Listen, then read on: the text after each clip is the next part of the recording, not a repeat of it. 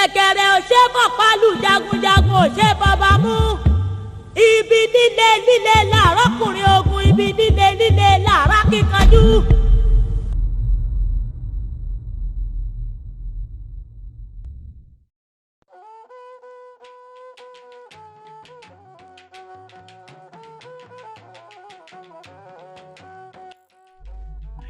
Aláàfin of Oyo during Oyo Ile era, that is, the whole Oyo Empire, was not just a king, he was an emperor, a deity. Even up to date, Aláàfin of Oyo is paramount. The trio phrase of Iku Baba Yeye, which is translated as the dead, the paternal, and the maternal, might not mean anything to us in the modern democratic era, but in the ancient Yoruba days it meant a great deal. Yet, as powerful as the Aláàfin was, the system of government in Oyo gives rooms to check and balance by the Oyo mesi. Aláàfin's power can be checked and cautioned by the Oyo mesi. The Oyo mesi were 7 principal councillors of the state. They constituted the Electoral Council and possessed legislative power similar to today's United States Congress. Oyo mesi, led by the Basharun, who acts as the Prime Minister, and ran by the Agbakin, Samu, Alakpeni, Lagana, Akineku, and Ashukba. They altogether represented the voice of the nation, and they had the chief responsibility of protecting the interest of the empire. The Aláàfin was required to take counsel with them whenever any important matter affecting the state occurs. The Oyo mesi developed as a check on Aláàfin's power, preventing the Aláàfin from being an autocrat. The Oyo mesi compelled many Aláàfin to commit suicide between 17th and 18th century.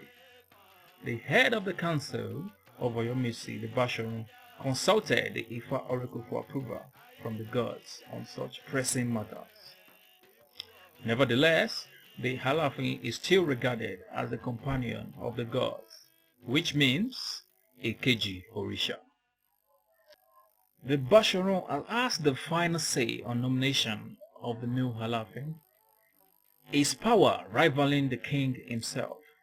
For example, the Basharun orchestrated many religious festivals, in addition to being commander-in-chief of the army. One of the responsibilities of the Basharun is the all-important yearly festival called Orun Festival, in which religious divinations were made to determine if the member of the Oyo mesi still held favor with the Aláàfin. If the council decided on the disapproval of the Aláàfin, the Basharun presents the Aláàfin with an empty calabash or the eggs of a parrot, which signifies that he must commit suicide.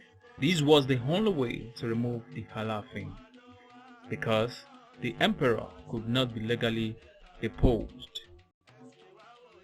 Once presented the empty calabash or the parrot's egg, the Basharun will proclaim, "The gods reject you, the people reject you, the earth rejects you." Consequently, the Aláàfin, his eldest son, and the Samu, who is his personal counselor and also a member of the Oyo mesi, they all have to commit suicide in order to renew the government altogether. The process and suicide ceremony took place during the Orun festival. The Oyo mesi did not enjoy absolute power or influence. While the Oyo mesi may wield political influence, the Ogboni society represented the popular opinion backed by authority of religion. Therefore, the view of the Oyo mesi could be moderated by the Ogboni. Interestingly, there were check and balance on the power of the Aláàfin and the Oyo mesi. Thus, no one is arrogated absolute power. The Ogboni was a very powerful secret society composed of free men noted for their age, wisdom, and importance in religious and political affairs. Its members enjoyed immense power over the common people due to their religious station.